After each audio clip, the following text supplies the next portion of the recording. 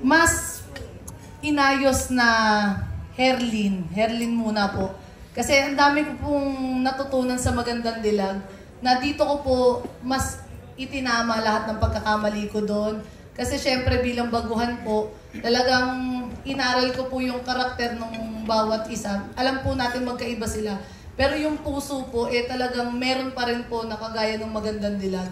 At saka dito po sa Binibining Marikit, mas pinalight po siya compare sa Magandang Dilag. Pero ito pong pagiging light na to, pero ang bigat niyang dalhin. So, yung light ba yung story, Mang? Pero alam mong may bigat. Kasi pag-usapang pamilya, medyo mabigat talaga pagdating sa akin. So, ang makikita nyo na pinagkaiba, yung mas may puso. Yung mas may diin na, may kurot, na talagang dinirekta ka na kaagad. Yun po yung pinagkakaiba. Baka kasi masabi ko lahat. Sa daldal ko pong to, baka makwento ko po bang first episode hanggang paano. Message nyo lang po din sa akin, ha? Video call po tayo, kwento ko po buo sa inyo. Hindi, joke lang. Yun po. And base dun sa mga sinabi mo, sa tingin mo, Herlin, anong magiging factors para maging mas successful or kasing successful ng Magandang Dilag ang Binibining Marikit? Ayun nga po yung sinasabi ko, parang mas may pressure po sa akin ngayon, yung Binibining Marikit. Kasi parang baka nakachamba lang po ako ng Magandang Dilag, baka sinuwerte, naka-jackpot lang ako noon, o baka ang dami ko pong baka sa sarili ko na nagda-doubt po ako na kaya ko ba to, na tatanggapin po ba ulit ako ng mga tao, same pa rin po ba yung pagtanggap nila dito. Kasi parang yung una ko po, parang audition ko po sa GMA. Ito po yung Binibining Marikit. Ito po yung magpapatunay ko. Pag nakita nyo po kung may isa pa akong show na susunod, ibig sabihin, successful po ang Binibining Marikit. Pero pag wala na, yun po ata yung ending ng karir ko. Kaya nagmamakaawa po ako sa inyong lahat na suportahan nyo po ang Binibining Marikit. Please, para po sa pamilya ko. Thank you so much. Yun. And for my last question for you, Herlin, kasi alam naman nating lahat, yung doon sa Magandang Dilag, nabalot yun ng intriga, lalo na tungkol sa'yo, na-link ka, alam ka natin yan. Naka-move on ka na ba doon? Ang tanong doon, naka-move on na po ba ang mga tao? Kasi parang sa akin, parang ever since na pumutok po yung issue na yun sa akin, parang okay, kasi parang hindi naman daw po yun mawawala eh. Nagpa-psych din po ako para mas matanggap ko po yung mga... Nagpa-doctor po ako para po mas, parang ma-process po siya ng maayos sa akin. Bakit po may mga ganong klase ng tao na kailangan kang hilahin pababa kapag alam nilang itinataas ka ng Panginoon.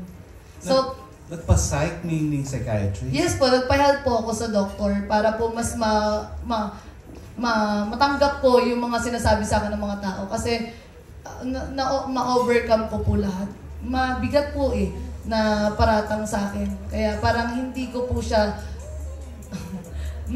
mahirap po yung naging sitwasyon ko doon. At ang hirap po mag-move on sa ganong sitwasyon na alam naman po ng Panginoon kung ano yung tama at mali. So hindi ka pa nakaka-move on? Naka-move on na nga po ako. Totally? Oo. Okay. Pero ngayon dito sa... sorry. So dito nagpatulong nga po ako. Yun. Eh dito sa Binibining Marikit, hindi kaya malingka ulit, lalo't dalawang gwapo ang mag-aagawan sa'yo? Wala na pong kainan na magaganap.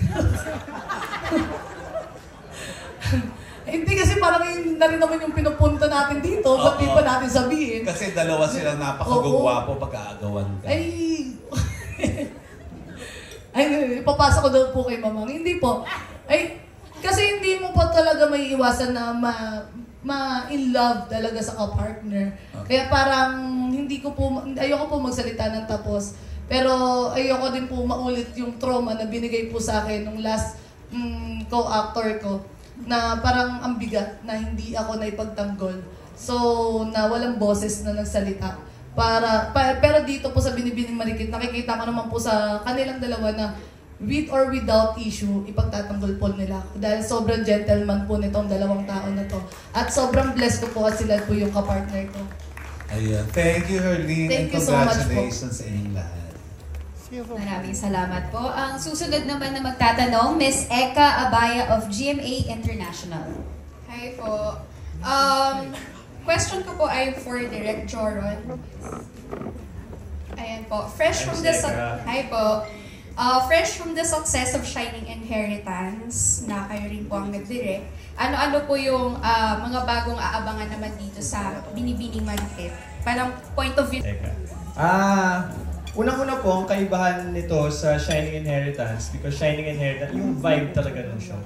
Because Shining Inheritance, family drama siya, tapos heavy drama siya, so umiikot sa buhay ng pamilya ng mga mayayamang tao yung kwento niya. So visually din doon, makikita mo nasa mansion, nasa mga modern offices, restaurants, nasa Metro Manila tayo. With Binibining Marikit, dramatic din siya, cinematic, pero may add-on siya na romance and comedy. So dun pa lang sa mixture na yun, iba na kagad yung vibe na binibigay ng show. Visually also, kung nakita nyo naman sa AVP, nasa bundok po talaga kami nag-shoot. So tumatawid po talaga kami ng ilog, umaakyat po talaga kami ng bundok para lang mabuo talaga itong palabas na ito. So yun yung mga kakaiba dito sa Binibining Marikit from Shining Inheritance. Palagay niyo po, bakit ito magiging patok sa after-viewers po natin? Si Erlyn. Si Erlyn at saka lahat nitong cast na to. Malaki ang paniniwala ko kay Erlyn at sa cast na ibinigay sa amin dito para sa programang ito. And also, itong show na ito, binuo talaga namin siya to entertain our audiences. Kilala kasi namin kung sino yung mga nanonood sa atin. And ang gusto namin, mapasaya yung mga taong to na nanonood sa atin. Mahirap po ang buhay ngayon, nakakapagod. So ang goal po ng Binibining Marikit ay kahit papaano mapasaya yung mga viewers natin. So sana po, kapag napanood to ng mga audiences natin, makita nila yon yung talagang binigay naming passion para ma-entertain sila. Yun po siguro yung magpapapatok sa kanya. Yun lang po. Thank you po. Thank you, Miss Eka. Ang susunod naman magtatanong, Mr. Ruel Mendoza of PEP. Ayun. Good afternoon. Congratulations sa buong cast ng Binibining Marikit. Mukhang masaya ang teleserye na to. Pampasaya sa hapon. At ang aking question para sa supermodel na si Mamang. Si Mamang Pokwang. Na nagising yata, ganyan na yung buhok, ano? Ay, umaba. Oo. Ayun, sige, Mamang. Matagal ka rin ang pahinga, no, sa teleserye. O, mga 2 years ba? 2 years? Or... Since 1886. Ang tanda. Ilang Yan, session? mga 2 years po. 2 years. Kasi, okay naman po. Ayun, kumusta naman ang pagbabalik dahil ang role mo dito as Mayumi, parang eksakto. Yes. Diba sa pagkatao mo? As Mayumi, as mayaman. Madalas kasi nanay ako mahirap, diba? Dito, nag-Japan pa kami, hello. Diba? Ayan, as mayaman naman. Amoy mayaman naman ako dito. Yan, maiba lang. Yan. Kasi exciting yung lagi sa set. At saka, natutuwa ako kasi mga kasama ko, mahilig din kumain kagaya ko. At mahilig naman dito ako magpakain, nakakatuwa. Ayun. Patatabain kita, tapos hindi, diba? Yan. Ganon kami ngayon sa banding namin sa set, kain. So yung mga walang call nung araw na yun, sorry. Hindi sila nakakain sa araw na yon. Well, Mamang, yung nung binigay sa iyo yung role na Mayumi, nagulat ka ba na ay parang ako to, parang ito yung personality ko. Alin? Yung character mo na sa Mayumi. Afang? Oo, yun. Wala pong deportation na mangyayari. So, lang. So, walang kainan, walang deportation. Wala. Yung mga pinagdaanan namin ni Herlyn last year, pareho kami may pinagdaanan ng mga wala na po. Kabag lang yun, kumbaga. Naibuga na po namin yun. So, this time, magpapakabag naman po kami sa katatawa sa mga taong manonood po sa Marikit at saka super duper kilig and a touch of drama na istorya po ng mag-ina at mag-ama. Diba, no? Dating mag-ama, ngayon mag-ina na. Diyos, ganun po. Ano daw? Ano? Yes. Yeah, so, kumusta naman po ang bonding niyo ni Herlyn? Then everyday magkasama kayo sa sama na ako sa TikTok lang? pagmumukha. Makikita mo sa TikTok lang, ang gulo-gulo namin sa dressing room, hanggang dito. Pero nakakatuwa kasi hindi na kami nag-aano ni Herlyn. Kumbaga, kamado na namin yung isa't isa. Minsan kwentuhan lang kami. Mahusay naman talaga. Lumalabas yung naturalesa ni Bakla. Yan, Bakla. Si Herlyn ba, nag-o-open sa inyo ng marami? Yes, oo. Ano yan? Minsan ang daming chika sa akin niya. Pero about her family, kasi alam naman natin pagdating sa pamilya talagang tutok-putok to. Minsan tungkol sa nanay, tungkol sa ano niya, kung yung mga kinikita niya, binibigyan ko siya ng advice kung paano mo yung mga pag pinaghihirapan mo, anak, kasi hindi lagi tayo nasa spotlight. So, dapat nag-iisip tayo ng fallback. Parang gano'n. Tama po ba English ko? I-google nyo na lang. Kaya sabi ko talaga, anak, hindi tayo laging may project, hindi tayo laging may ano. Yan, ipon-ipon, gano'n. Yan. Pero nakakatuwa kasi, nakikita mo yung mga kabataan, parang tanda-tanda ko magsalita.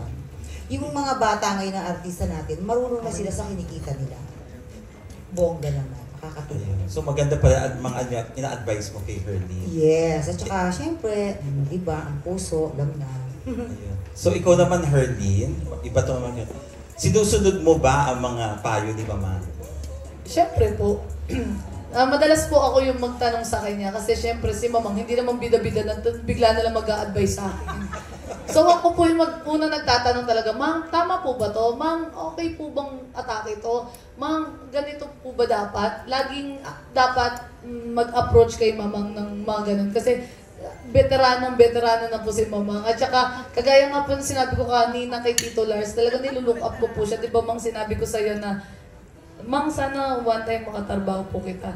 Tapos, eto na nga po. Tapos nung naunahan niya nga po si Sir Kino, yung handler ko po, na magsabi sa akin na, sabi niya sa akin, sabi niya, na ano, ready ka na ba? Sabi ko, na ano, ready ka na? Tanga, ako yung, ay, sorry. May tanga? Oo, sabi niya, tanga, ako yung nanay mo. Saan?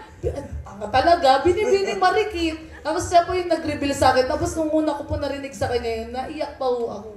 Kasi, parang kakabanggit ko pa lang sa kanya na parang, Mang, sana po makatrabaho kita. Tapos nagulat po ako, sa kanya pa rin po nang galing na siya po ang magiging nanay ko. Kaya sobrang kumbaga, dream come true po yung binibining marikit para po kay Mamang, ay para sa akin, para binigay ni Lord na maging... Ayaw mo ako nanay mo, alam ka Mama Marian. Siyempre ako lang nanay mo. Diba? Tama po. Ayun, so nag-manifest ka agad pala. Binigay wish po mo. kagad. Ayun. Ang galing. Di ba, Mang, natanga ko? Pero may tanga. Ayun, thank you. Salamat. Isang Herlin, teka, dun sa last na teleserye mo, 3 yung kontrabida mo. Yun ang, dito, ilan ang kontrabida mo this time? Ayun po yung hindi natin sigurado kung sino yung manlalaglag bigla. Alam ko 2 lang, pero parang dumadagdag. Dumadami. Parang ganggang eh. Budol-budol gang ba kayo? Hindi, alam ko po, itong 2 talaga. Pero may mga biglang sumusulpot po ng mga demonyo, diablo sa paligid na palang, uy, niluluwa ng lupa, ayaw na sa'yo. Ayun, so abangan namin yung mga... Abangan niyo po. Pakikipaglaban mo naman ulit sa mga demonyo, gangster, mga scammers. Ayan. Mas ka, mga budol. Budol na nga ako, binubudol pa ako. Ewan ko ba dyan sa mga yan. Okay, thank you. Salamat po. And congratulations again. Salamat po ulit. Thank you so much. Ang susunod naman na magtatanong from Abante News Online, Mr. Dondon Sermino. Ayan, okay.